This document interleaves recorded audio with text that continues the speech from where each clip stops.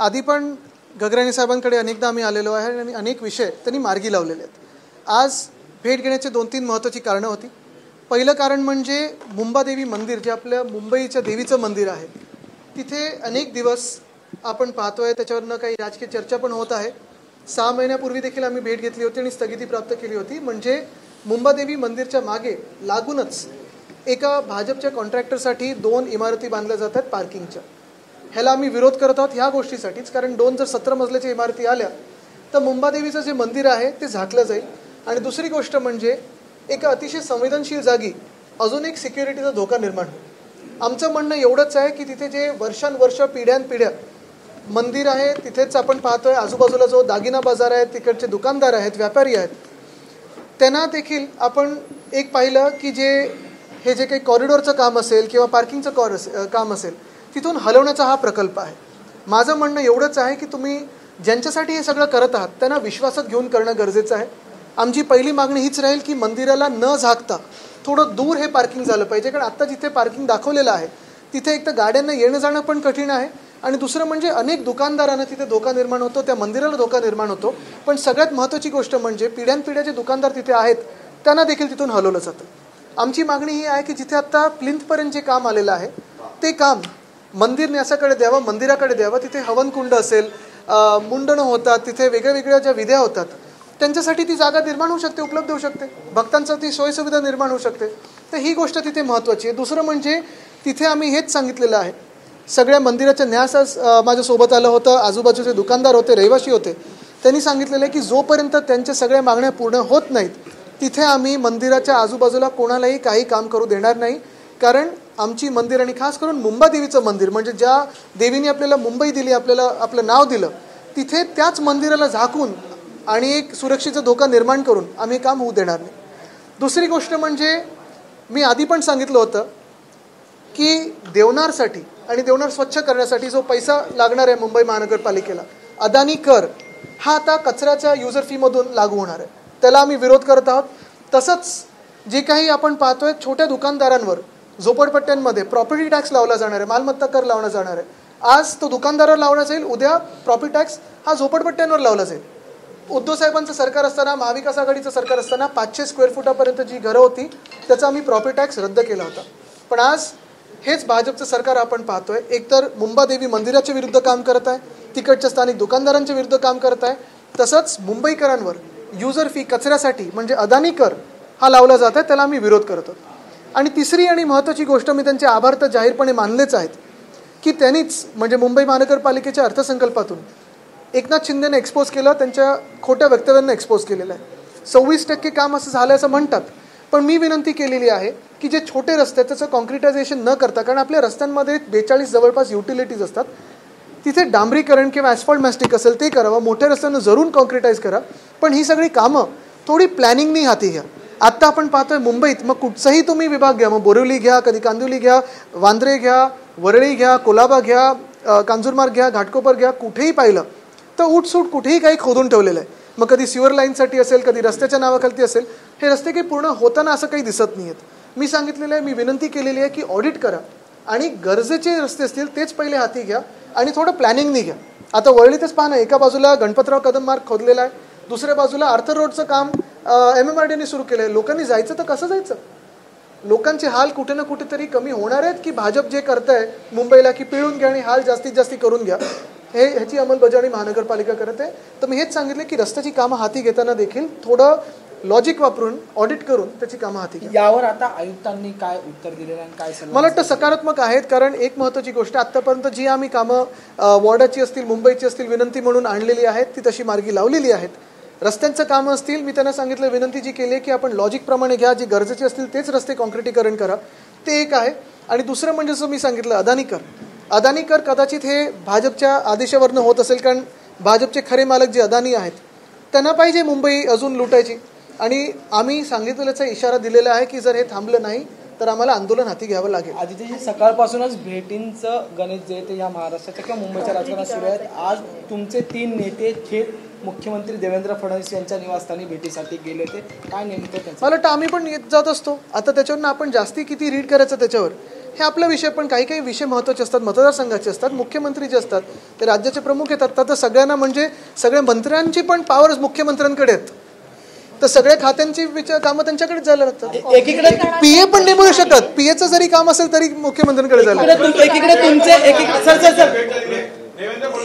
एकीकडे तुमचे एक मिनिट, काही गैर नाहीये. आम्ही पण जेव्हा त्यांचे मित्र पक्ष होतो तेव्हा आमच्या पण घरी यायचे, तर मित्र संघटनेच्या घरी जाऊ शकतात ते. युती जिथे असते, हा युतीचा धर्मच आहे ना. आमच्याबरोबर युती होती तेव्हा आलेच होते. म्हणजे तुम्हाला असं म्हणायचं का मनसेची आणि महायुतीची युती असं तुम्हाला बघा, सहसा हे मित्र पक्षांच्याच घरी जातात किंवा मित्र संघटनेच्या घरी जातात. सर, 90,000 कोटीची देणी सरकार आहे आणि त्यासाठी काम बंद झालेलं, पूर्ण महाराष्ट्राचं काम बंद केलेलं आहे ठेकेदारांनी.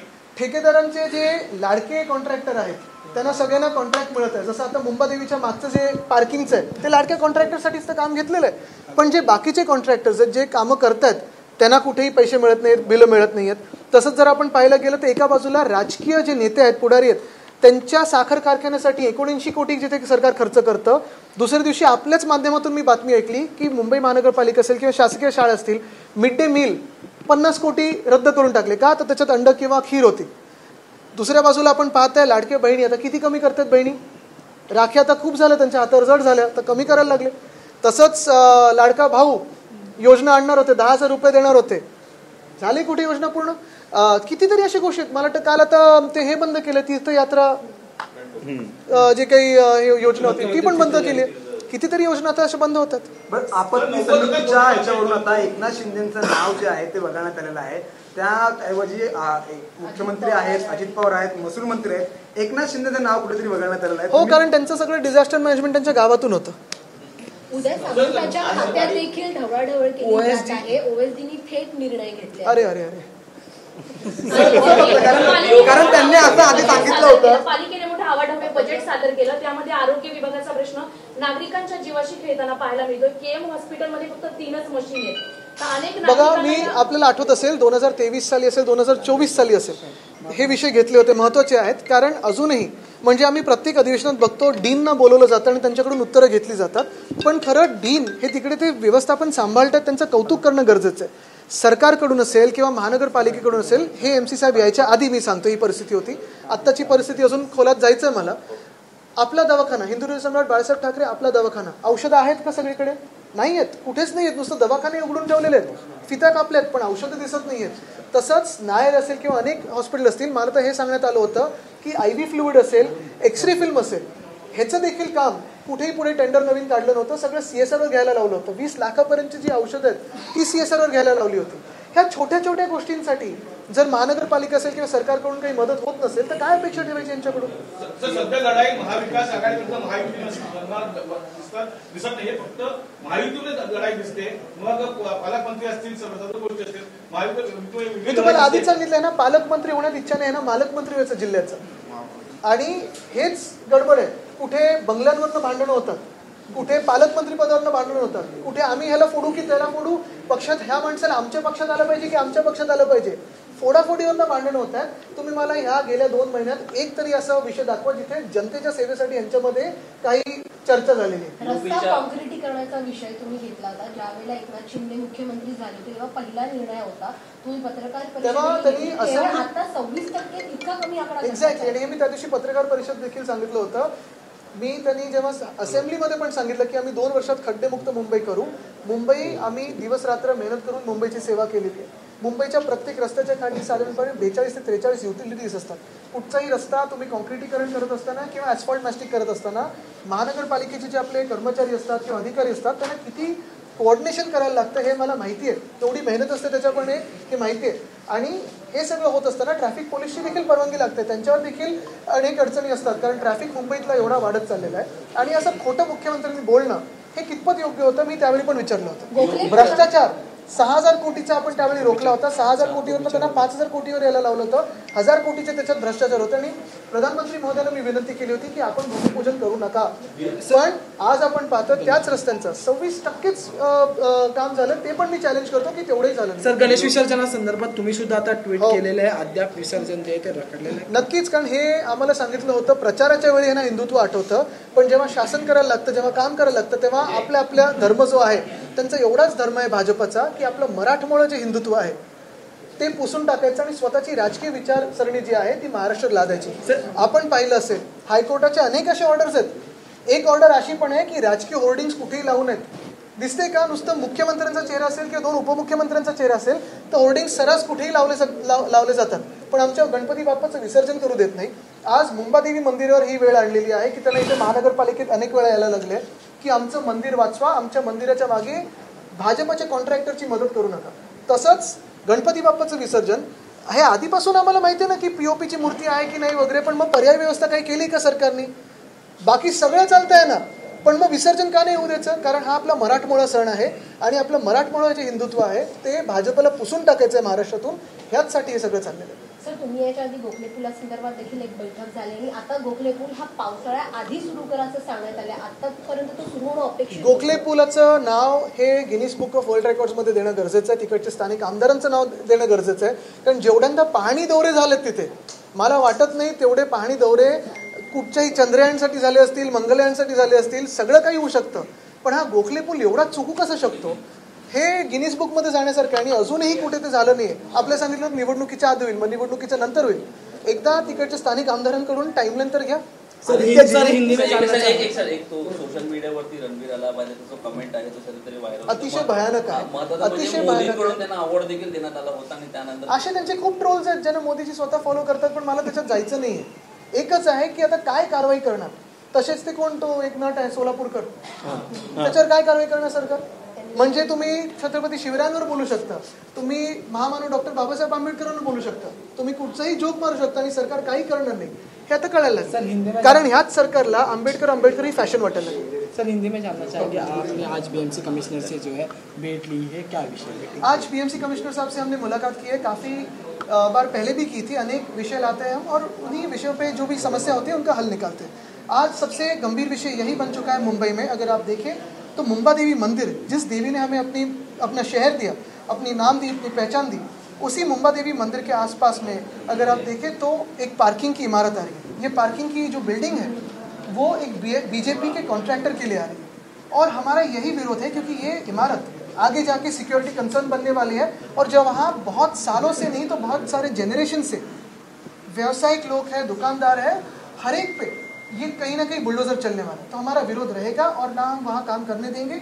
मंदिर के ट्रस्ट की बात सुने, वहाँ के जो आजू बाजू के जो दुकानदार हैं उनकी बात सुने और तभी ये काम आगे जा सकता है. सर, आपके कुछ नेताओं ने आज मुख्यमंत्री देवेंद्र फडणवीस इनके घर जाके भेंट ली, क्या इसका? बिल्कुल, क्योंकि परिस्थिति ऐसी हुई है कि किसी भी मंत्री के पास कोई अधिकार तो है नहीं, तो कोई भी विषय हो मुख्यमंत्री साहब के पास जाना पड़ता है. हम भी जाने वाले भी काफ़ी सारे विषय लेके. सर, यूट्यूब का एक कार्यक्रम है, उसमें अलाहाबादी जी का जो बहुत सारे ऐसे ट्रोल्स वाले हैं जो महिलाओं को बहुत सारी गंदी भाषा में गाली गलौज करते हैं, महिला पुरुष दोनों को करते हैं. अगर आप देखिए तो उनकी विचारधारा बहुत ही गंदी है और उनको भाजपा के बड़े बड़े नेता फॉलो करते. तो कोई आश्चर्य की बात नहीं कि उनको पीएम साहब से अवार्ड मिला है. लेकिन मैं ये अपेक्षा करूंगा कि इसी महाराष्ट्र में उस व्यक्ति पे कार्रवाई हो. इसी महाराष्ट्र में एक कोई खुद को एक्टर समझता है वो छत्रपति शिवराय पे भी बात कर सकता है और बाबा साहेब अम्बेडकर महामानव पे भी बात करता है, उन पे भी जेल की कार्रवाई होनी जरूरी है.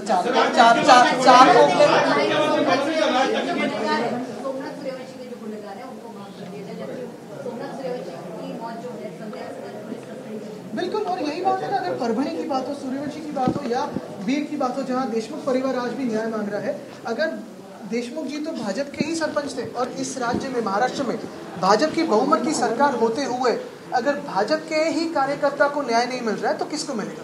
और वो भी मर्डर के बाद. ऐसे नहीं कि सिर्फ कुछ चोरी हुई या मारपीट हुई, ये भी शर्मनाक बात है, लेकिन मर्डर हुई है. सारे के सारे दस्तावेज है, वो पता है. सारे के सारे जो बात करने वाले, अगर आप देखें तो 2 भाजपा के ही विधायक है जो उस पर बात कर रहे हैं, लेकिन उनकी नहीं सुनी जा रही. लेकिन उसी आपको लगता है कि सोमनाथ सूर्यवंशी के लिए मुझे लगता है न्याय हर एक को समान होना चाहिए और जो भी जिस पे भी अन्याय हो उसको न्याय मिले. चारकोप का गणेश विसर्जन अभी तक जो है हुआ नहीं है. चारकोप के गणेश विसर्जन के ऊपर मैंने भी ट्वीट किया है, क्योंकि ये जो भाजपा है सिर्फ चुनाव के दरमियान खुद को हिंदुत्ववादी बताती है, लेकिन उनका यही मकसद होता है कि ये हिंदुत्व नहीं है. भाजपा को अपनी जो विचारधारा है, जीत की विचारधारा है, वॉशिंग मशीन की जो विचारधारा है, वो हमारे महाराष्ट्र में लानी है. गणपति बाप्पा ये महाराष्ट्र से जो सबसे बड़ा एक क्षण होता है, उससे ही जो फेस्टिवल है, त्योहार है, उससे ही कहीं ना कहीं बंद करने की या पीछे धकेलने की कोशिश भाजपा कर रहा है. पीओपी की जो बात है, हाईकोर्ट के ऑर्डर की जो बात है, बहुत सारे ऐसे हाईकोर्ट के ऑर्डर है किस पे अमल हो रहा है?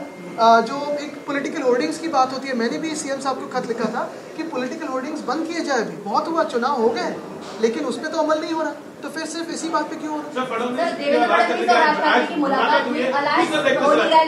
देखिए, जब हमारे साथ फडणवीस साहब अलायंस में थे तो हमारे घर पे भी आते थे, तो ये तो कोलिशन धर्मा होता है, जिसके साथ अलायंस हो, जिसके साथ एक छुपी दोस्ती भी हो सकती है, उनके घर जाते हैं। सर, सुरेश धस यांची दुटप्पी भूमिका दिसून येते का? कारण का देशमुख प्रकरणामध्ये ते बघा, मी एवढंच सांगितलेलं आहे, भाजपची प्रत्येक भूमिका ही दुटप्पी असते.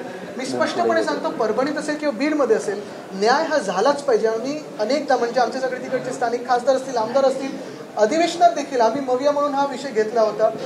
स्वतः मला वाटतं राहुल गांधीजी त्यांच्या घरी जाऊन आले, आम्ही देखील तिथे जाणार आहोत. पण हे सगळं होत असताना मुख्यमंत्री शांत काय आणि एक शब्द का नाही बोलत आहे त्याच्यावर, हे सांगा. कारण मुख्यमंत्री स्वतः गृहमंत्री देखील आहेत. सोयीचं राजकारण होतं असं वाटतं का तुम्हाला? सोयीचं राजकारण, जो लॉंग मार्च काढण्यात आला होता तो देखील आता नाशिकमध्ये कुठेतरी थांबवण्यात आला, स्थगिती दिली. दुर्दैव हेच आहे की आज राज्यामध्ये न्याय कोणाला मिळत आहे हा प्रश्न आहे. आपण पहा ना, न्यायव्यवस्था म्हणजे तुम्ही हिट अँड रन केस करा, तुम्ही निघून जाऊ शकता, तुम्ही कोणाची मर्डर करा, तुम्ही निघून जाऊ शकता. आज ह्या राज्यामध्ये सामान्य नागरिक सुरक्षित नाही आहे, हे आम्हाला कळायला लागलं.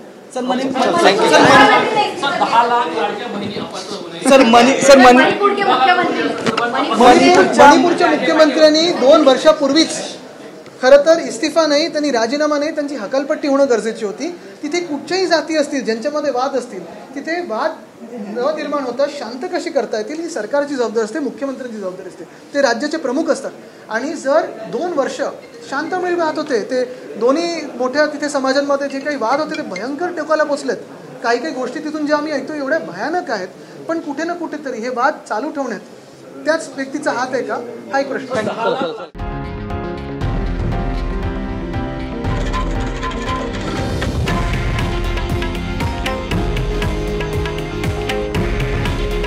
हे आहे देशातील नंबर 1 न्यूज नेटवर्क आणि आपण पाहत आहात TV9 मराठी. काळजी तुमची, हित महाराष्ट्राचं.